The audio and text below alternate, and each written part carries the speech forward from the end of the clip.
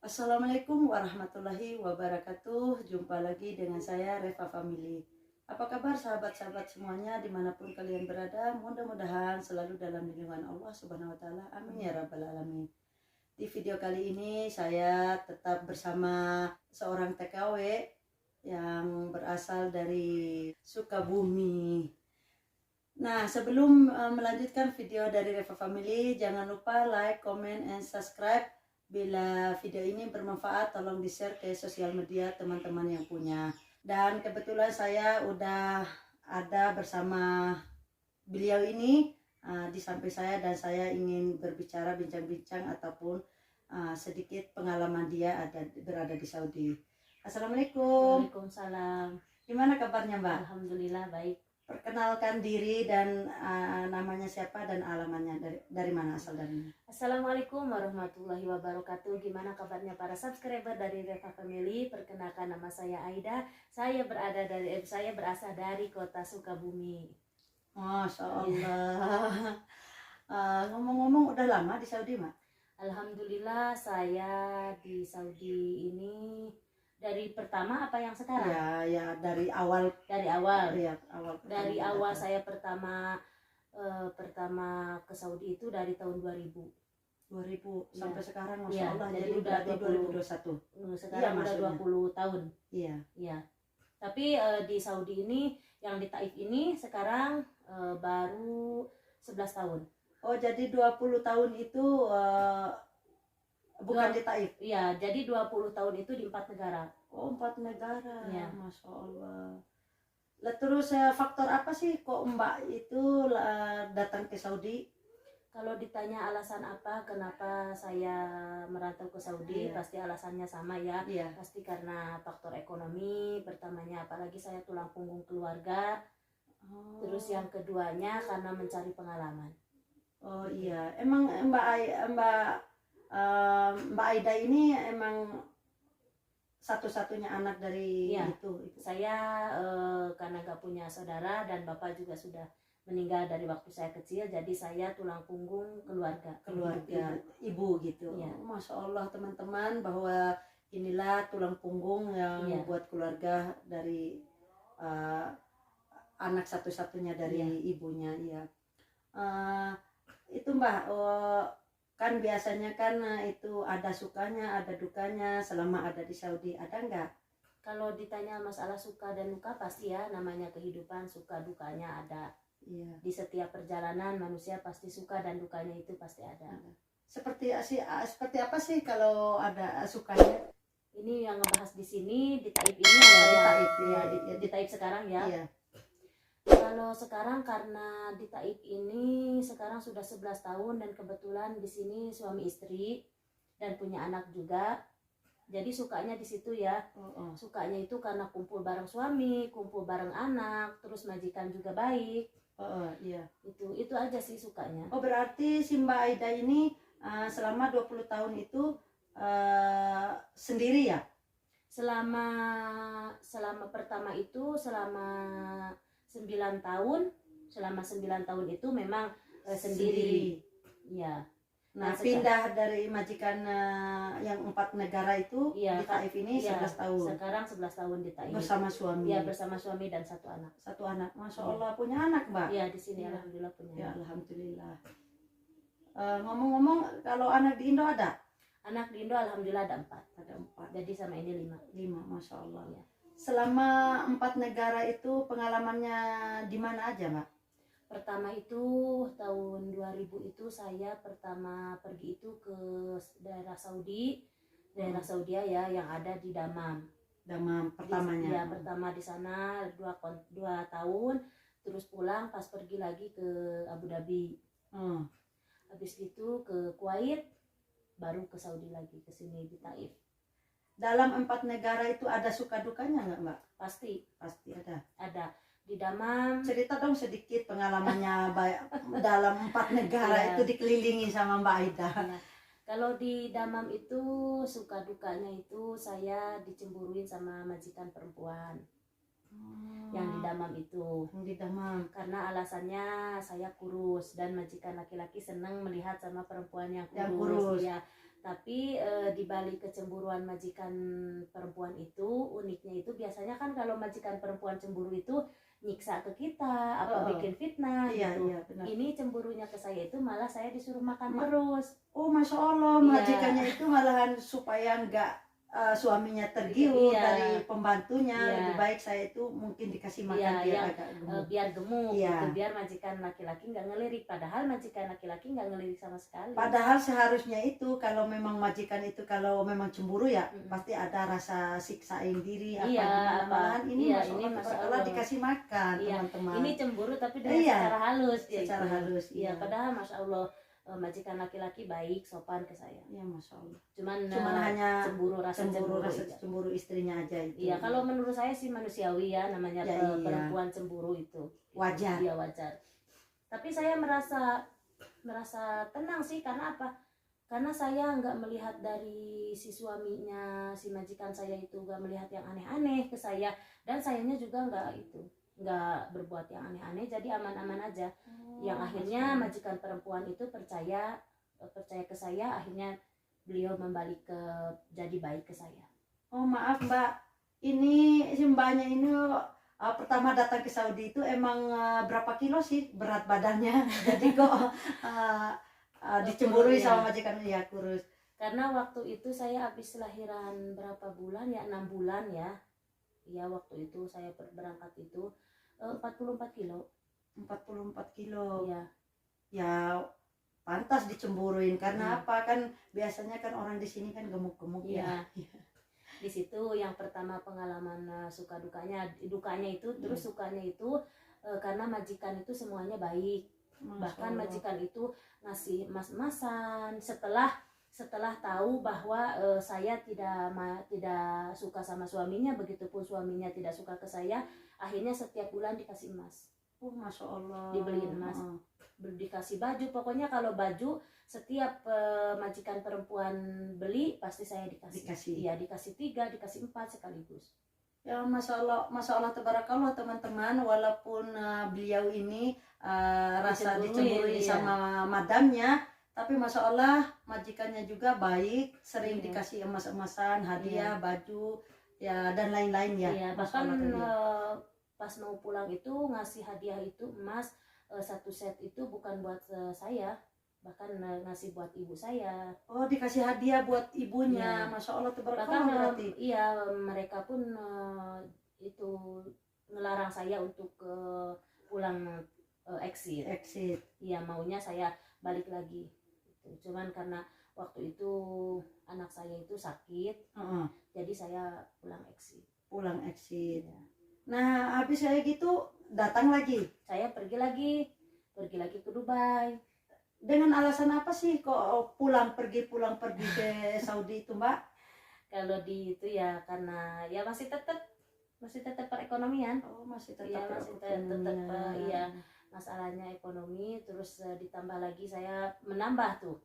Pertamanya waktu pergi ke Damam anak 1, pas giliran pergi ke Dubai jadi anak 2. Oh, nambah, Masya Allah. Terus berangkat lagi. Punya anak lagi. Berangkat lagi ke Dubai, di sana selama 2 tahun. Di sana itu di Dubai. Apa kata suami kalau maksudnya si Mbak ini kan mondar-mandir ke Saudi terus punya anak, berangkat lagi? Kalau enggak sih, enggak itu, karena ya memang karena faktor ekonomi sih ya. Jadi ya diizinin ya, enggak ngelarang apa. Katanya ya udah terserah kamu yang ngejalanin, kamu yang itu. Ya.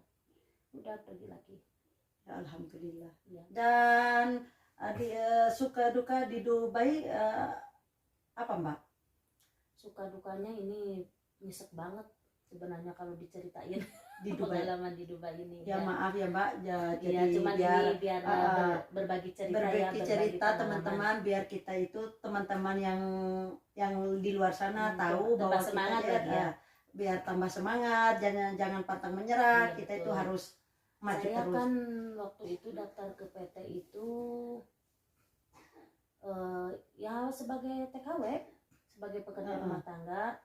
Pas di Dubai itu kebetulan saya mempunyai majikan yang baru nikah. Oh, baru Ya, nikah. ya, Belum jadi punya belum anak punya ya. anak. Nah di sana itu selama 3 bulan itu saya sama majikan itu belum punya rumah. Majikan itu masih Masih ngontrak. ngontrak. Iya, dan pada waktu itu masih tinggalnya di kota ngontraknya, Iya. masih di daerah perkotaan. Nah setelah 3 bulan itu majikan itu bikin rumah dan di pedesaan. Oh. Jadi kami itu pindah sama majikan ke sana. Rumah majikannya itu baru beres, cuman 1 kamar tidur, 1 ruang tamu, 1 dapur dan 1 kamar mandi di situ. Dan separuhnya itu masih diperbaiki, belum beres, dan saya itu dipekerjakan sebagai kuli bangunan. Ya Allah, di situ. Teman-teman, kasihan banget. Ya makanya Kawannya tuh nyesek ya kalau nyesek, diceritain ya. ya. Ya maaf ya, kan apa-apa. cuman berbagi cerita Ya. biar teman-teman yang di luar sana jadi tahu bahwa kita itu nggak ada enaknya, ada yang enak, ada yang suka, ada yang duka gitu. Tapi nggak semua teman itu ya, yang sukses selalu sukses seperti yang lainnya, yang lain-lainnya gitu. Tapi apapun yang terjadi di kehidupan kita ini tetap harus disyukuri, Iya, disyukuri. tetap harus dijalani ya, karena ini memang sudah jalan hidup kita. Iya, kewajiban kita, tugas kita juga. Iya. Dan memang kemauan kita untuk pergi bekerja ya, ke luar negeri. Jadi apapun itu ya harus kita jalani. Ya seperti apa sih mbaknya itu kerja bangunan gitu. Saya nggak bayangkan mbak cewek yang kerja bangunan apalagi di luar negara kita gitu. Ya seperti layaknya pekerja bangunan ya, bawa adukan, ngangkutin batu, ya Allah, ngangkutin itu batu bata kayak gitu. Kan kalau di kita kan udah biasa mbak ya, masalah kena matahari gitu. Kalau di sini kan biasanya kalau panas banget. Nah, di situ sempat menjerit di dalam hati ya. Kalau bukan karena faktor ekonomi dan faktor tulang punggung, saya kayaknya menyerah. Cuman ya karena itu saya teringat keluarga, teringat ibu, teringat anak, itulah penyemangat bagi saya, dan akhirnya saya sampai lulus 2 tahun. Ya alhamdulillah. Ya itu juga bukan karena dari dorongan suami atau suami. Itu kan kemauan mbak sendiri. Ya kita jalanin apapun yang kita tugas dari majikan kita jalani. Ya disyukuri aja. Iya, yang penting intinya kita harus sabar. Apapun sabar. Itu yang terjadi harus sabar. Iya. Karena dengan sabar, dengan kita ikhlas, semua akan berjalan dengan ya walaupun itu kan bukan pekerjaan seorang TKW, bukan pekerjaan sebagai seorang perempuan ya untuk kuli bangunan. Tapi ketika kita menjalani dengan ikhlas, ketika kita menjalani dengan sabar, semua pasti ringan. Ringan. Ya. Dan walaupun, ada hikmahnya juga walaupun kita pekerjaan seperti kayak gitu. Walaupun di tengah terik matahari, kebayangkan ketika pas waktu panas, musim panas itu panasnya kayak gimana, ketika musim dinginnya kayak apa ya. Saya sampai tangan luka-luka semua di situ mengalami, dan tentunya karena panas kepanasan, dingin kedinginan, akhirnya berat badan saya turun drastis. Tadinya berat badannya awalnya pertama datang ke sini 44 ya Pak? Iya, yang pertama. Terus yang kedua berat badannya itu naik. Yang pertama itu saya pertama kali berangkat ke Saudi itu kan 44 kilo. 44. Terus di 2 tahun di Saudi itu yang majikan cemburu itu yang dikasih makan terus tuh. Akhirnya naik jadi 125. Masya Allah. Ya pas pulang ke Indonesia karena hamil dan melahirkan, akhirnya turun menjadi 91 kilo.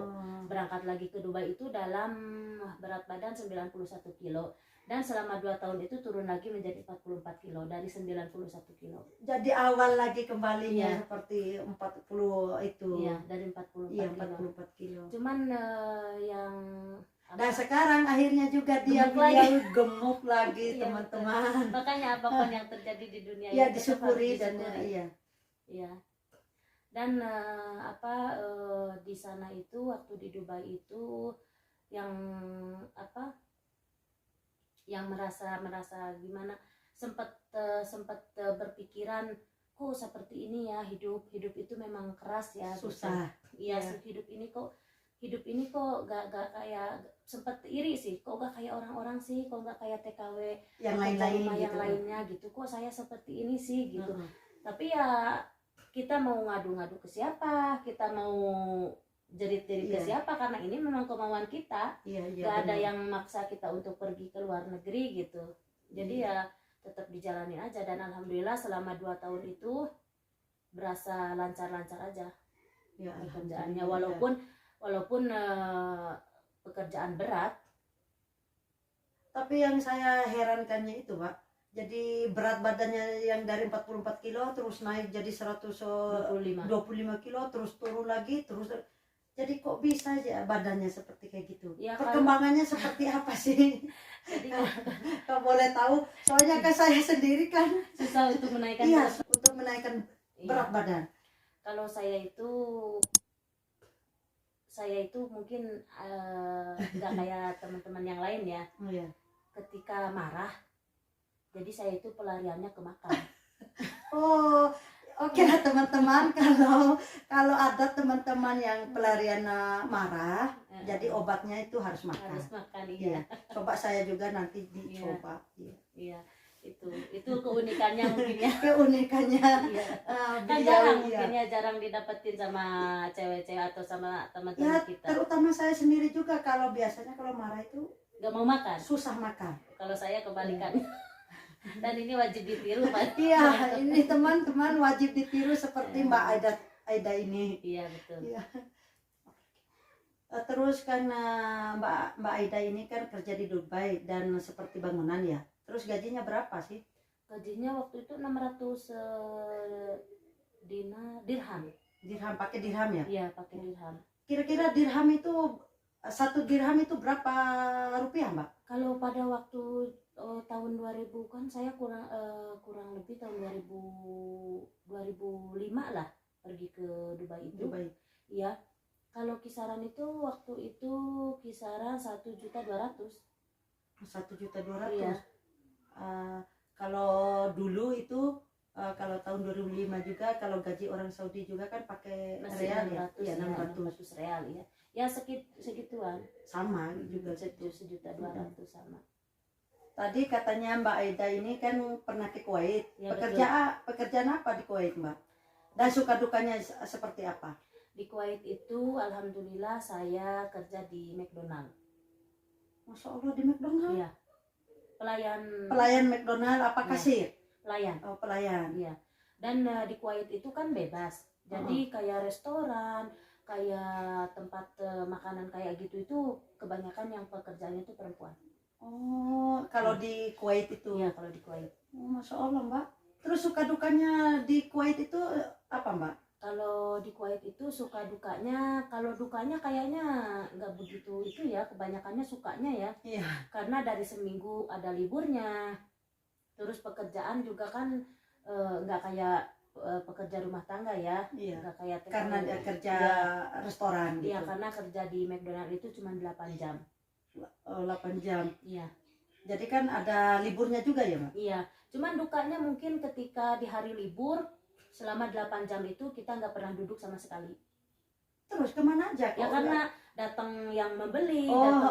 iya. Jadi customer itu kan banyak. Jadi Iya. kita warawiri ngelayanin. Iya, ada yang udah beres, ada yang Iya. pendatang kan Ada gitu, yang minta dibungkusin, Iya. ada yang minta kayak gitu. Itu mungkin dukanya di situ. Tapi kalau menurut saya dalam 4 negara ini ya bagusin di Kuwait itu. Ya kalau Emang? dirasa-rasa, ya kalau di pekerjaan ya, Iya. iya. Di situ, iya. Ya karena terus di situ itu majikan itu nggak pelit. Oh, majikannya juga nggak pelit. Iya, di situ. jadi apa yang sepuasnya, kita misalkan mau makan donat, sepuasnya kita makan. Kalau kita mau bawa pulang, kita bungkus. silakan gitu Iya. ya. Jauh dari tempatnya pekerjaan itu, Mbak, rumahnya. Itu Majikan? ya karena kita kan dikontrakin sama majikan, terus ada bis. Jadi antar jemput pakai bis. Bukan kayak bis kayak Iya, Metro jadi Mini, yang ya. Metro Mini yang Iya. ngantar jemput Iya. pegawai-pegawai di Iya. situ, iya. Karena pas pegawai itu waktu itu banyak sih, pegawainya itu ada kurang lebih 16 orang.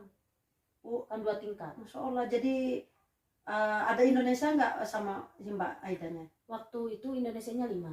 5? Iya, pas itunya 5 orang Indonesia, terus orang Filipina, terus orang Suria. Tapi kan betah ya, Mbak, jadi maksudnya walaupun kita itu capek-capek pekerjaan, tapi kan Ada waktu teman, istirahat, ya ada iya. istirahatnya dan ada juga teman di situ. Iya, karena kita lebih berpengalaman luas ya, karena dalam seminggu itu kita ada liburnya. Jadi kita bisa kemana aja mengelilingi Kuwait sendiri. Iyalah teman-teman, inilah kisahnya seorang TKW ini, bermacam-macam sih kisahnya dalam 4 negara Iya, gitu. betul. Masya Allah tabarakallah.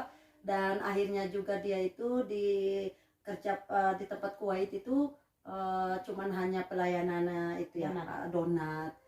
Baiklah teman-teman, mungkin sekian dari video dari Reva Family dan saya pengalaman untuk berbincang-bincang sama Mbak Aida ini, dan saya terima kasih banyak atas waktunya sama Mbak Aida. Dan dia juga punya channel loh teman-teman, Aida Channel katanya. Jangan lupa mampir ya para subscribernya Reva Family ya. Dan saya mengakhiri video ini mengucapkan wassalamualaikum warahmatullahi wabarakatuh.